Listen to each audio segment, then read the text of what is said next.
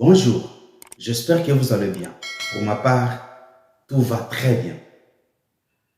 J'espère que vous êtes en train de vous régaler de cette nourriture que nous sommes en train de placer sur votre table. J'ai pris tout mon temps pour exposer sur la Bible, qui n'est pas la parole de Dieu seulement. J'avais dit, pour me répéter, la Bible contient la parole de Dieu, la parole de l'homme et la parole de la nature. Et je suis allé ça et là pour démontrer ce que je disais. Alors, parler de la Bible ne fait pas de moi un religieux. Parler de la Bible n'a rien à voir avec la religion. On peut parler de la Bible sous un aspect scientifique, sous un aspect historique, comme sous un aspect spirituel. Et pour ma part, j'avais assemblé les trois aspects, scientifiques, historiques et spirituels, pour vous exposer sur la Bible. Pour ceux qui me connaissent déjà, je porte beaucoup de casquettes et cela me permet de faire beaucoup de choses en même temps. La Bible, pas la parole exclusive de Dieu, oui. Parce que le mot Bible a été prononcé pour la première fois au 5e siècle par l'archevêque Jean Chrysostome, lequel fut l'archevêque de l'église primitive à Constantinople, actuellement Istanbul, en Turquie. Du grec, nous avons dit, le mot biblia signifie une bibliothèque ou une collection de plusieurs livres. Alors, la Bible ne contient que 66 livres? Non. Nous avons plusieurs Bibles. Pour parler de la Bible qui contient la parole de Dieu, la parole de l'homme et la parole de la nature. Nous en avons plusieurs. Nous avons par exemple la Bible hébraïque qui, elle, ne contient que 24 livres parce que l'alphabet hébraïque n'a que 24 lettres. Donc, de alpha à oméga. Chaque lettre correspondant à un livre de la Bible hébraïque. La Bible catholique, quant à elle, connue sous le nom Traduction de la Nouvelle Jérusalem, contient 73 livres. La Bible a été traduite en 3 langues différentes, l'hébreu, l'araméen et le grec. La Bible a 66 livres, contient 5 livres de la Pentateuque, 12 livres historiques, 5 livres poétiques, 17 livres prophétiques, 4 évangiles et 23 épîtres et autres. Dans l'Ancien Testament, la Pentateuque, l'histoire, la poésie et la prophétie fondent la croyance juive.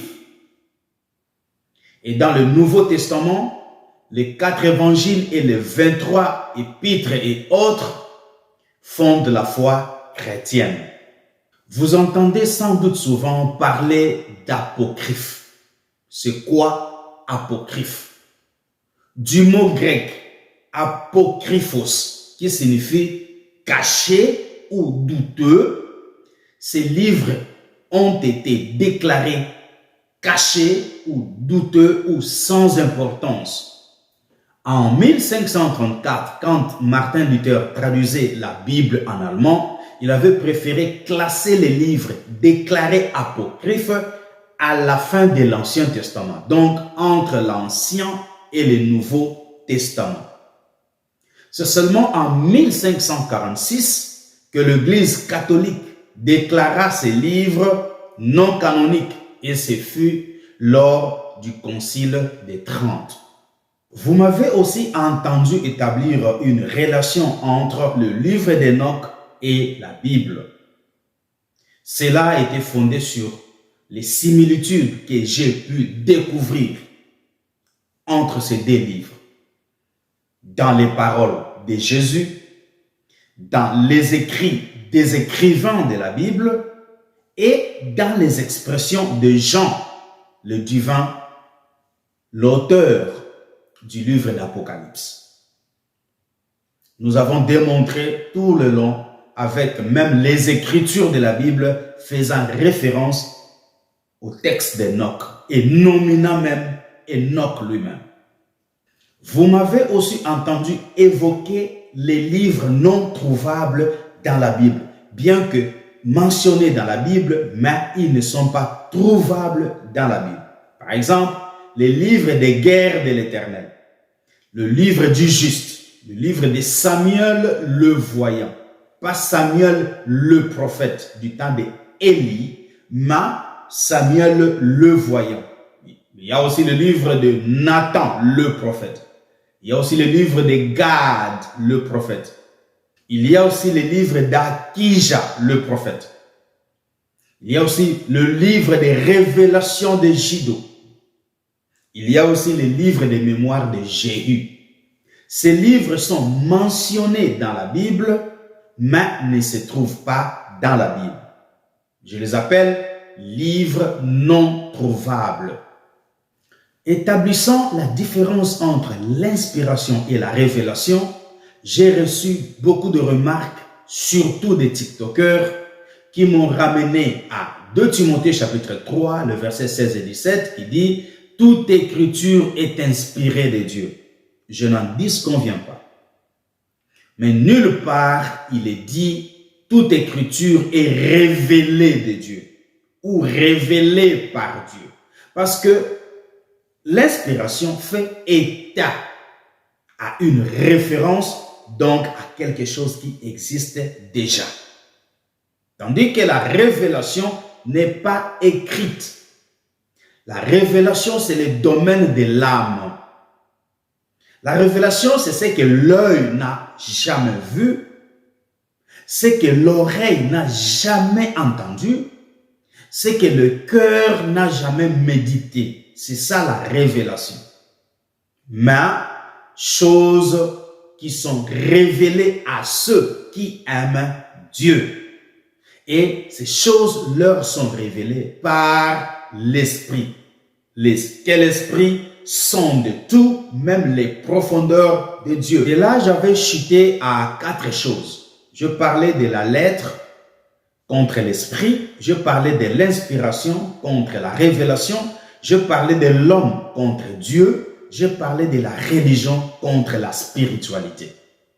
Et je voudrais ici préciser que quand je parle de la spiritualité, cela ne veut pas signifier la tradition ou un culte traditionnel ou encore une religion traditionnelle ou encore une tradition religieuse. Ce n'est pas de cela que je parle. Je parle de la spiritualité comme une connaissance exacte de soi par l'esprit et au moyen de l'esprit. Il s'agit d'une croissance spirituelle par la constante révélation de l'esprit à l'âme de la personne.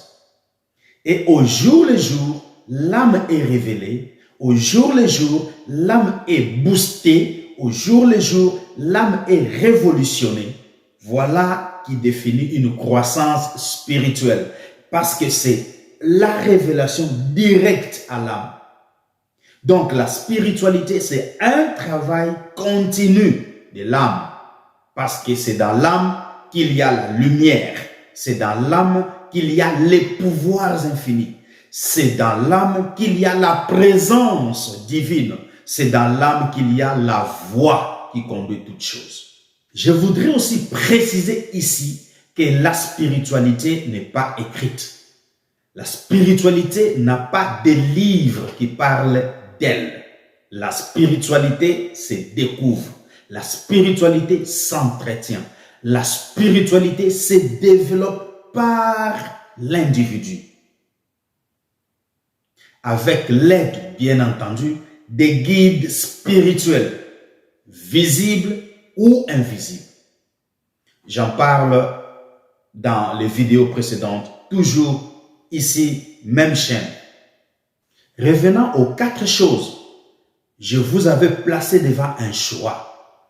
Celui de choisir entre la lettre et l'esprit, entre l'inspiration et la révélation, entre l'homme et Dieu, entre la religion et la spiritualité. Et moi-même, j'avais dit ouvertement que je suis pour l'esprit, je suis pour la révélation, je suis pour Dieu, je suis pour la spiritualité. Parce que la religion, c'est une fabrication humaine. La religion, c'est quelqu'un qui se lève, qui se réveille, qui commence à analyser au mieux de sa connaissance des domaines réservés à la parole de Dieu et établir ainsi une croyance, un mode de vie, une manière de faire les choses, une manière d'adorer, une manière de vivre, une manière de se comporter, une manière d'appréhender Dieu selon la compréhension qui est sienne. C'est pourquoi vous m'avez toujours entendu dire la religion est satanique. Parce que Dieu n'est pas l'auteur de la religion, Dieu est l'auteur de sa parole. Voilà de quoi il était question, mes chers amis.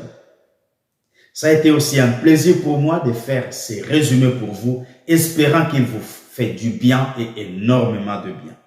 Jusqu'à nous revoir, prenez très bien soin de vous. Au revoir.